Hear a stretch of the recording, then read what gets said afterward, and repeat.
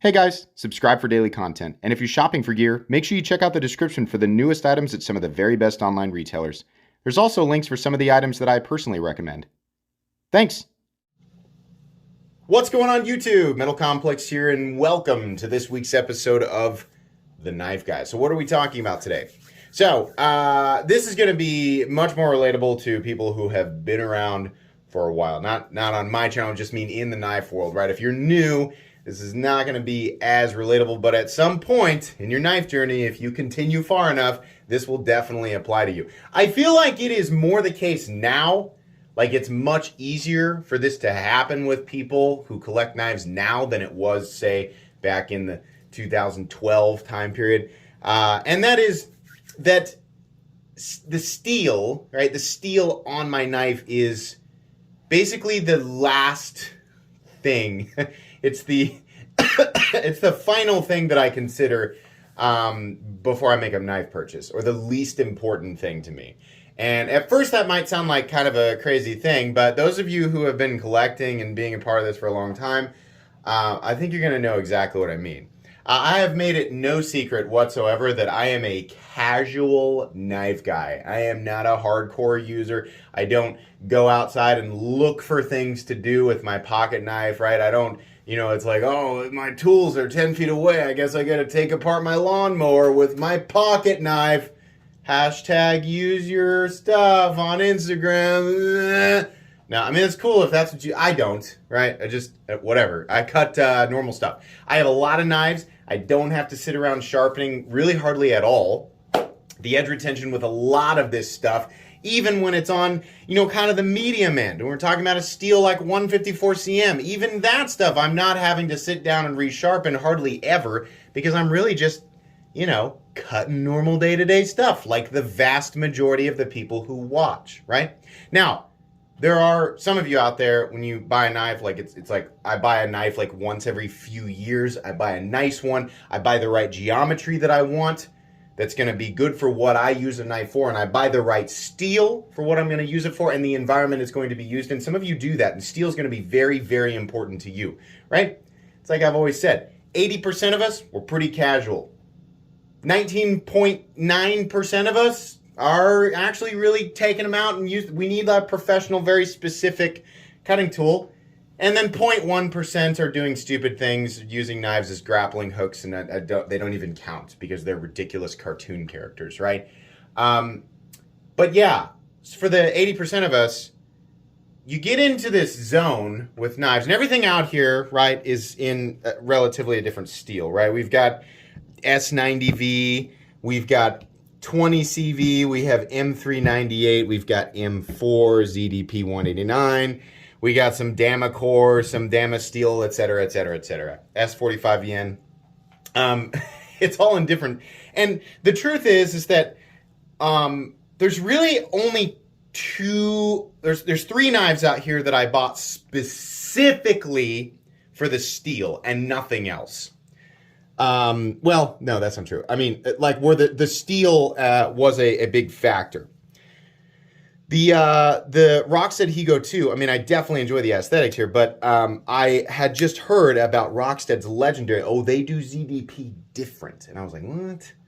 Well, what do you mean, right? I saw the cut tests. I saw this thing make good M390 look like a joke. And I was like, what the heck? What you find out is, geometry. It's a combination of the steel and the geometry and the polish, etc., right? The steel had a large part to do with it. This guy, for sure, this model, I wanted this model, but I specifically wanted it in the Damasteel, right? Many of you know that Damasteel is, very well-performing duo of compositions, PMC 27 and RWL 34.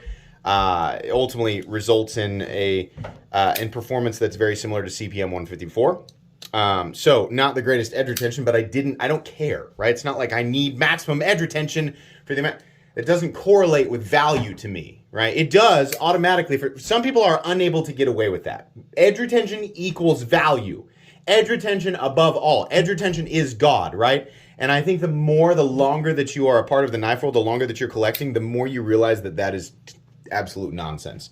And that is not how things work at all. Sorry, you hear my wife starting the vehicle and leaving. So, yeah, I bought it for that because I love Damascus. I love how it looks, right? I like the balance and everything. And then, with this guy, this was made for me. But yeah, a big deal here. This is the first Damacore. This is 3 compositions.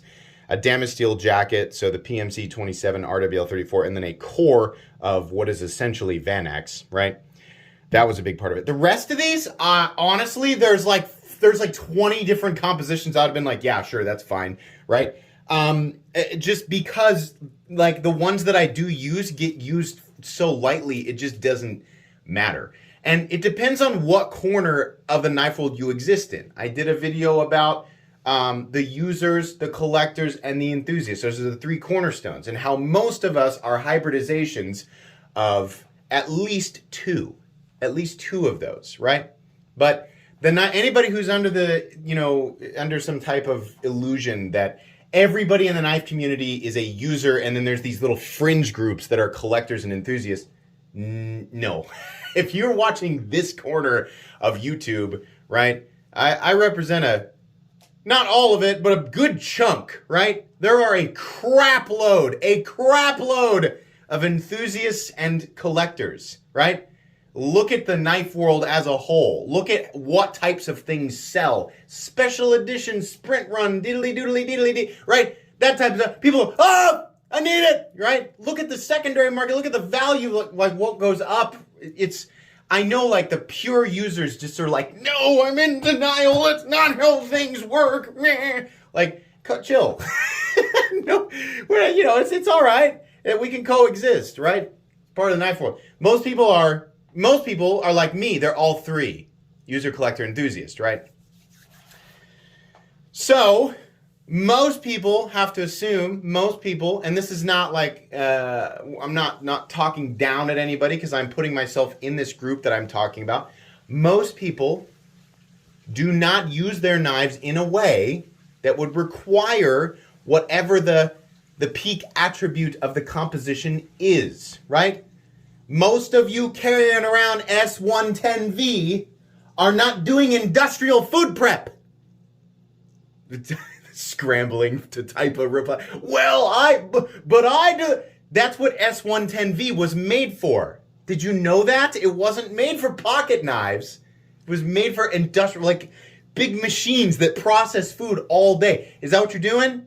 Right? Well, but I use it in a different way. That's fine, but that's not its original application, right? Now, I'm not saying that if you bought a knife in S110V that you are unintelligent and that you cannot. Right, that makes it sound like I'm saying you can't measure up to what the composition is meant for. No, not at all. Because here's what I do. I go, I don't care. I just wanted it. Like I'm not using any of this, right? Like Vanax, and I don't need like a rust-proof composite. So when somebody asks me, well, what do you use that for? I go, well, I don't know. I just carry it around. I got some friends who are like hardcore, like they've had the same knife for 10 years, and they know what I do. They know I'm a channel. They know I'm a collector.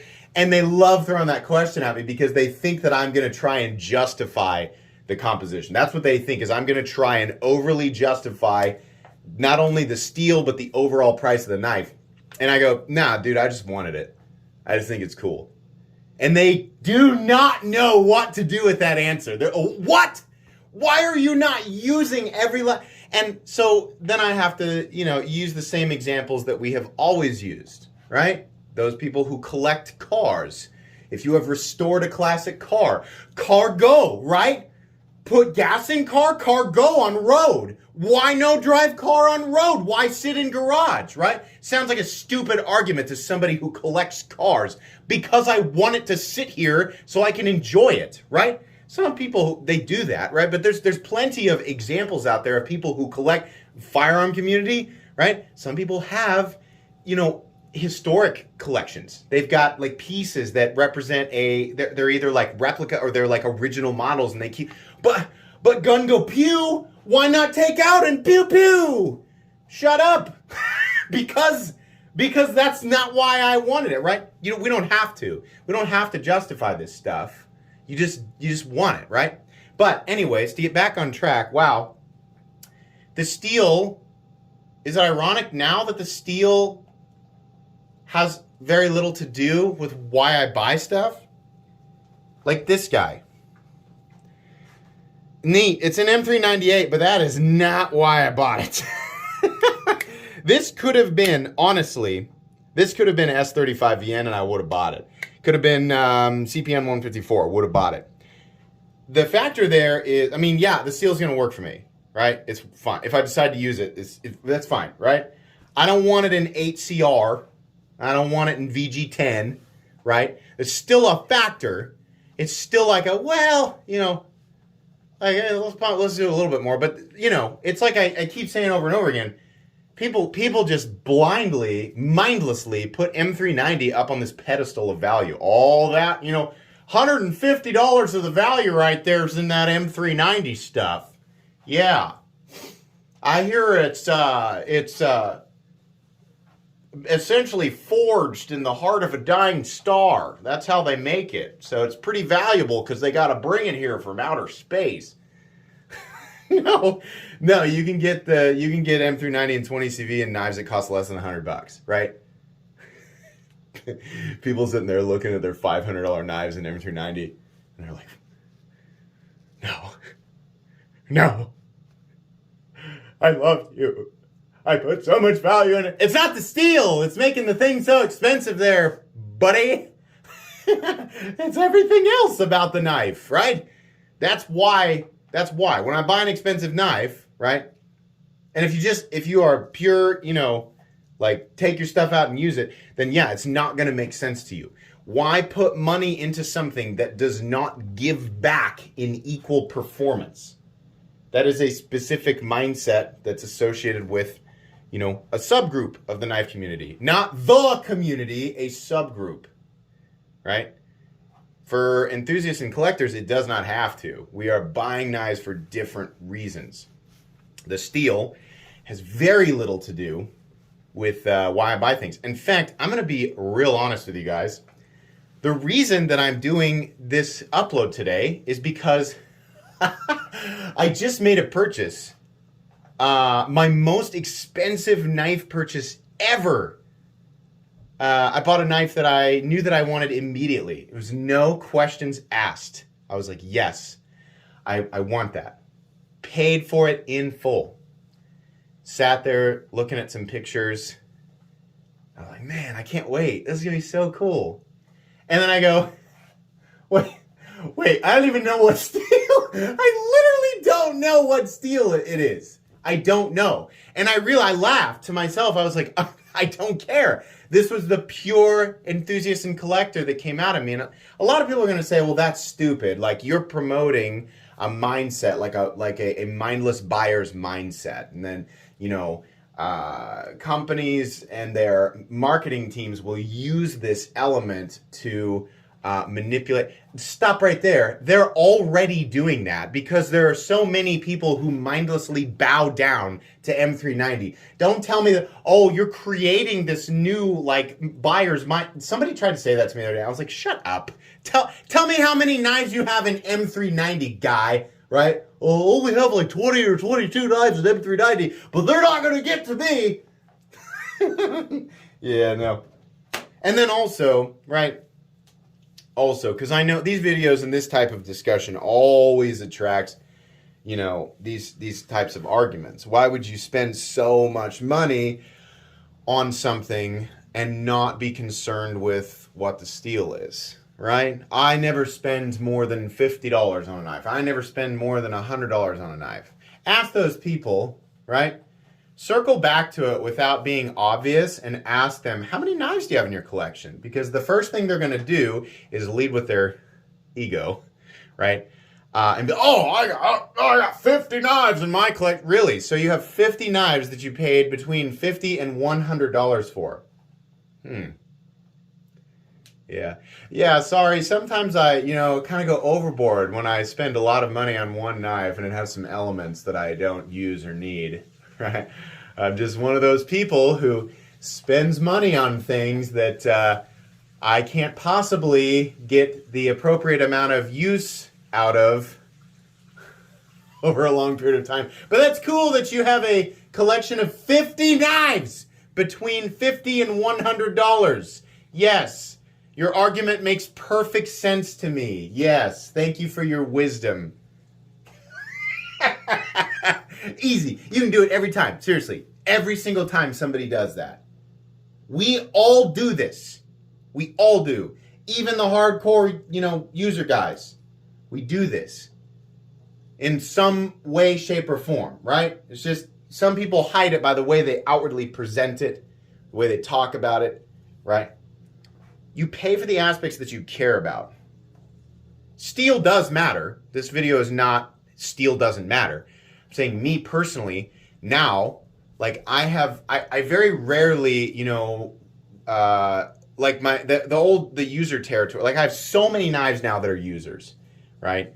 I got Ultrix. This, I've said many times, this is a user, right? People, he doesn't use that. He doesn't use that knife. No way, right? Here's a block of wood. I use this. I don't care. I shouldn't do that to this, right? Oops. I got some wood shavings all over my super pretty expensive knives. Guys, I use this stuff, right? Not all of it, but knives like this, right? If you don't know, it's because you haven't been paying attention. But there are knives that I use in my collection that are super duper expensive. But I used to look in the, $100 to $200 territory for like a dedicated user knife, and then everything else that I had that was more expensive than that was a collector piece. Why did I look specifically in that territory? Because that was the territory where you were generally getting the best bang for your buck when it came down to the materials used, right? Or just the perception of what you're getting for value of materials, right? There are a lot of super steels in that territory. Now it's kind of like, it's like 150 to 250, right? If you wanted to try out a super steel, a mega ultra god mode steel, well, it usually could be had for under $250 or under $200 back then, right? You could do that. That's what I used to do. And now I just don't care. That is no longer the thing that is intriguing to me. The steel is important if you're going to take it out and use it for a long period of time in a very specific setting, very specific environment. It is absolutely important. But if you get deep enough into this hobby and you just are so fascinated with, you realize, wow, there's actually quite a bit more to a knife than just the blade, right? Or not just the blade, the composition, right?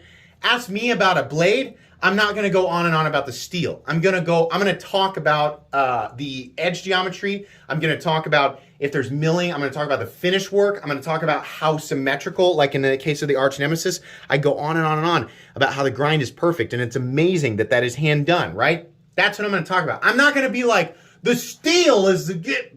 No, I'm going to talk about the blade. I'm going to talk about the elements that make it wonderful to me, right? That's why, if you're watching this channel right now, if you clicked on this video, that is a part of your mindset. It is. You don't have to admit it out loud. Don't worry, I already know. It's a part of your mindset, right? The longer you get into this, the more you are a part of the knife world, the more the other elements of the knife become important to you. And eventually, steel becomes one of the least important things, right? It's funny how that works. Yeah, I think that's about it. We don't really need to talk about this any further. Fun though. This is the kind of stuff that's fun for me to talk about. That's going to be pretty much it. Hope you guys enjoyed. If you did, leave a like. If you'd like to check out my other content, I do, of course, have lots of videos of knives that are either expensive or inexpensive that I do or don't like, so check those out. And if you enjoy all my content, go ahead and click on that Metal Complex logo right there and subscribe, because there's definitely more coming. Thanks again for watching, everybody, and have a great day.